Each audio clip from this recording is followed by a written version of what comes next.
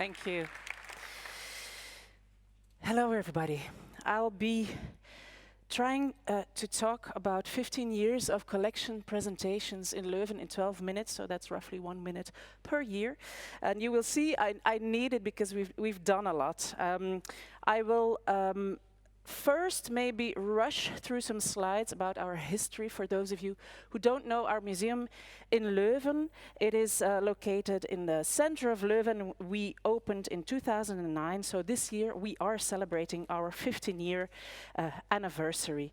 But we have a much richer history. This is one of the oldest pictures of our collection presentation. In the late 1900s, our museum's roots lie in an 18th century cabinet of curiosities in Leuven's town hall. And this is actually a picture from the second floor in Leuven's town hall. It's only when the first conservators of the museum, Edward van Even and after him Victor de Munter, started working on the collection and expanding it considerably with acquisitions, donations and bequests, that the collection became more than a cabinet of curiosities but more an art history collection. Then to the 20th century, around the 1920s, we became the Municipal Museum van der Kelen Mertens, and that's probably a name that still sounds familiar for some of you. It was after the family house van der Kelen Mertens was donated to the city that a museum was housed there. And here you see Leopold on the left, for those who are doubting. Leopold van der Kelen and Maria Mertens, the power couple, who had also a collection, but a lot of money to be able to collect and also support artists at the time. Here you see some lovely old fuzzy pictures of our former installations in the, early 20th century and then around the 60s. And in the 20th century, we had, the beginning of 21st century actually, we had a big renovation project and we reopened our doors as M. Leuven in 2009 with the exhibition Roger van der Weyden, Master of Passions. Some of you might remember it. Our museum was opened by our favorite M's, Royal M's. We wanted to invite a third, but she was busy saving the world with James Bond, of course. I will not be talking about this. This is a little side project at St. Peter's Church in Leuven, where we also manage and mediate the collection, the artifacts that are still in situ in the church, St. Peter's Church. You might recognize the wonderful triptych by Dirk Bouts and the HoloLens experience, which we actually developed together with Studio Lauter in 2009. Our collection then, it's rich, diverse and locally anchored, and that might need a little bit of explanation. Our collection has its origins in the 18th century, but over the past 2 centuries it expanded from a collection with historical overtones into a full-fledged overview of the art production in Leuven and the Duchy of Brabant from the Middle Ages onwards, which is now shown in M. Additionally, we also have an important collection of medieval sculpture and 15th and 16th century painting with works by, I mentioned him, Roger van der Weyden, Pieter Couke van Aalst, Michiel Coxie, Jan Rombout, and also quite a diverse collection, as you see, a lot of applied arts, prints and drawings, archaeological collections, coins and medals, tapestries, stained glass, religious and civic silver, so a lot. The collection also continues to grow with purchases, donations and loans, and very importantly for my talk today, since 2014 we also collect contemporary art of Belgian artists. So after 200 years we hold over 58,000 objects from the Stone Age to the present. Such a transhistorical collection, and the word has fallen, transhistorical, calls for a transhistorical mission and museum policy, and our official mission reads as follows on the screens. I will not read it aloud, but the past few years we have been researching how to best present our permanent collection of old masters in a new light, also dealing with the new acquisitions of contemporary art.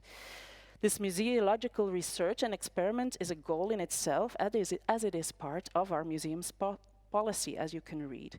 Our mission statement further clearly states that we are a trans-historical musician and a place for development of contemporary art. We are committed to trans-historical cooperation, both in the presentation of our collections and exhibitions and through knowledge exchange, that's a difficult one, with a worldwide network of specialists, as well as engaging in what we call, with what we call thinkers in residence to reflect on the collection.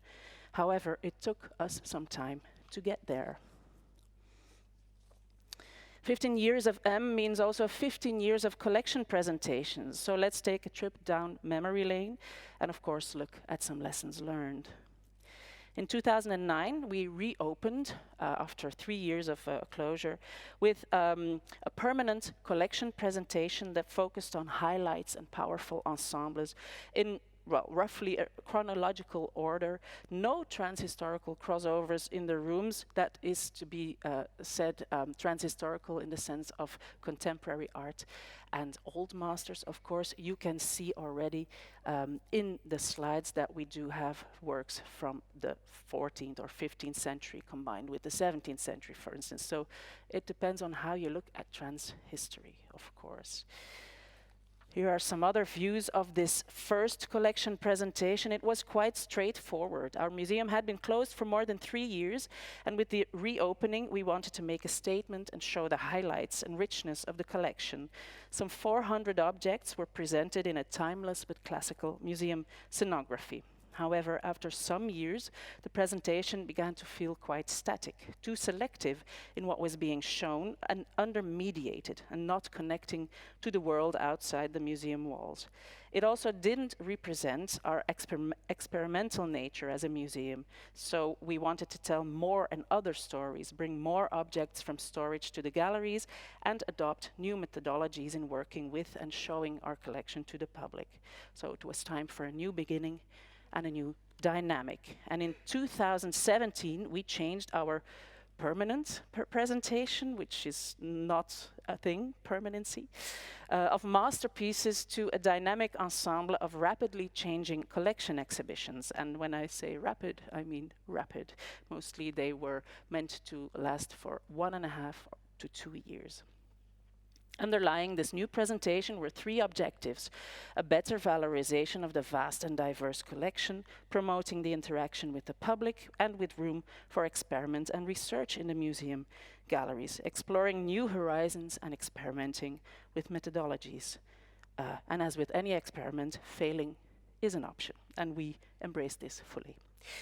The advantages of the method were that many unknown objects from the storage saw the light of day, and some top works were shown in a new or a different light. And I will show you some pictures which have more power, images, than words. Some collection presentations were thoroughly transhistorically conceived with a great focus on visual literacy. Others were, this is still the transhistorical. Others took on a more historical approach. Here you see actually kind of a reconstruction of this old photograph postcard from the Leuven City Hall in the 19th century. It was on our collecting history, actually. Others were of a more experimental nature, such as Masters of Sculpture, where we brought our ongoing research into medieval sculpture into the museum gallery. And we've also conducted research for, or given our museum galleries for use for research from the KU Leuven University, for instance, in the experimental psychology. So we did some eye tracking results in our galleries. So we do see our museum also as a laboratory for research. Other projects were more experimental on a co-creative level, working with the public and communities.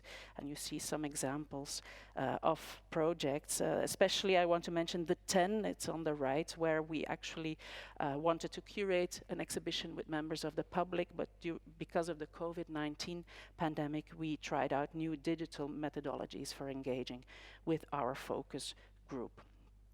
For each presentation, a project group with members of all different museum departments worked together. And our museum galleries were transformed and adapted each and every time, over and over again, with a new look and feel and scenography.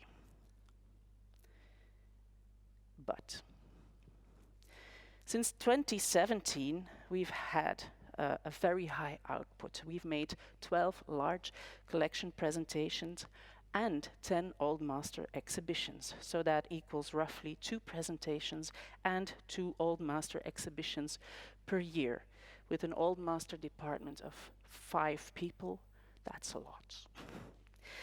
The high output, parallel to the museum's temporary exhibition program, created a very high workload and strain on the collection research and conservation department, as well as the mediation team.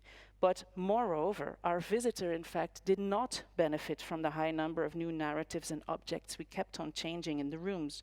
The lack of visual and narrative unity was very confusing for the visitor. So instead of creating a new dynamic and purpose for our collection, we created a monster.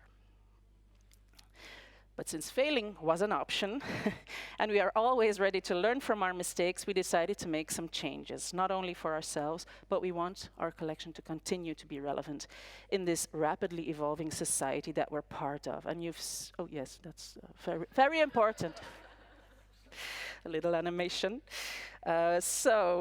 Changes are waiting on the horizon. Very soon, in 1 week and a half, we will show our new collection presentation. After 7 years of the old working method, we will present a new presentation embracing and taking into account the lessons learned. So what are these lessons learned?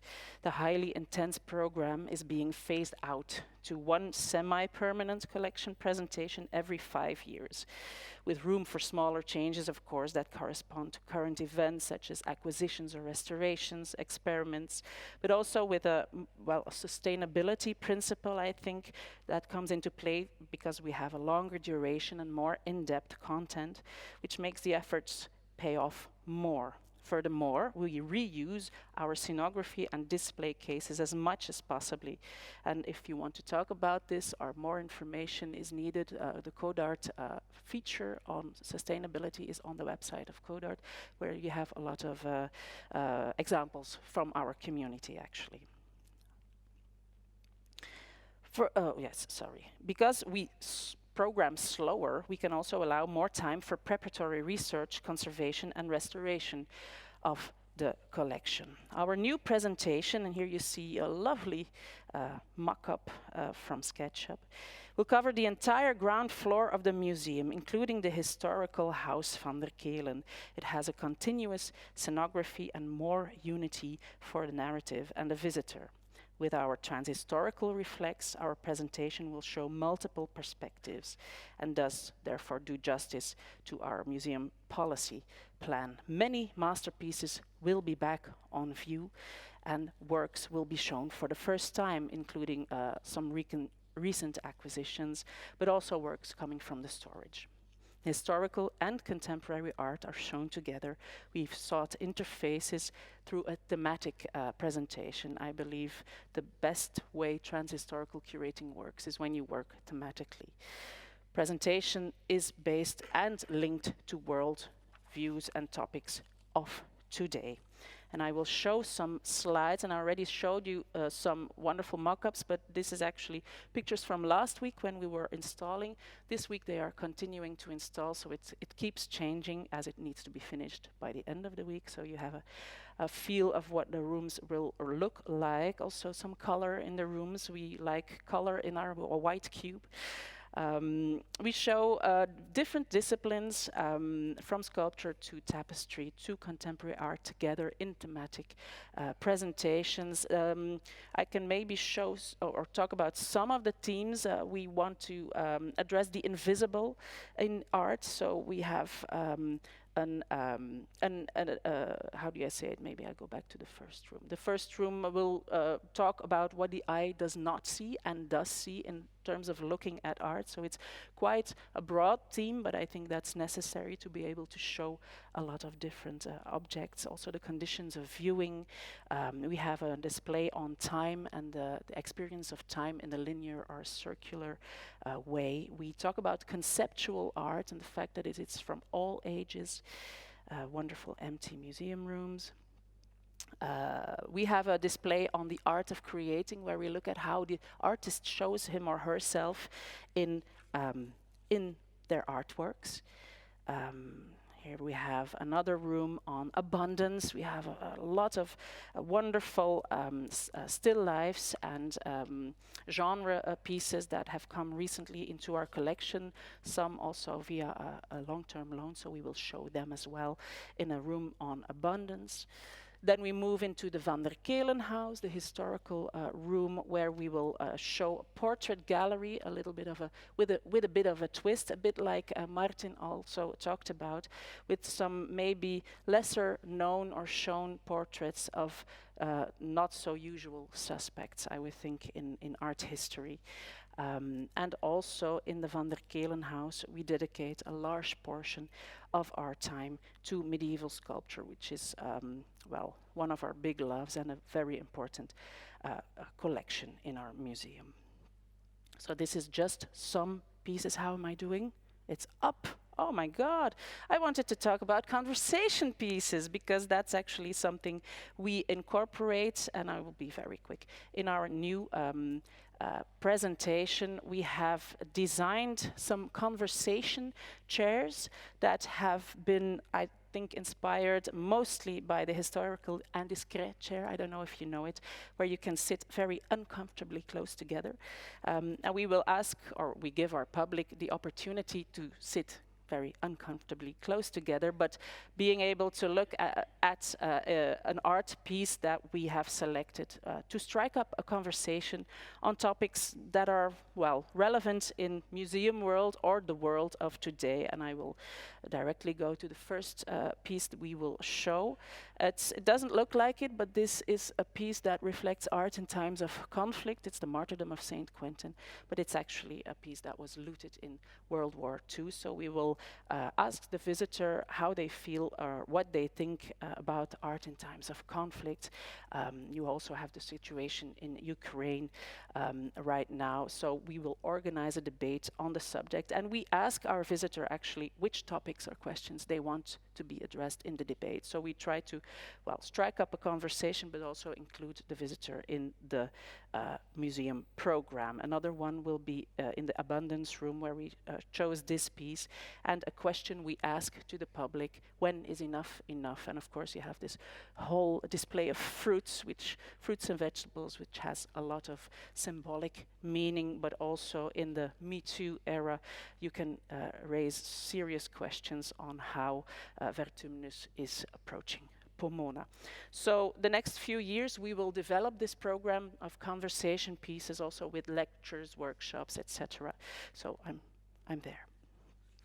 Just a very, I'll just round it off. A very quick overview of our collection presentation. Feel free to come from June 29th onwards, and let me know when you come, and we can visit the galleries together. And if you have questions or remarks, let's talk. Thank you.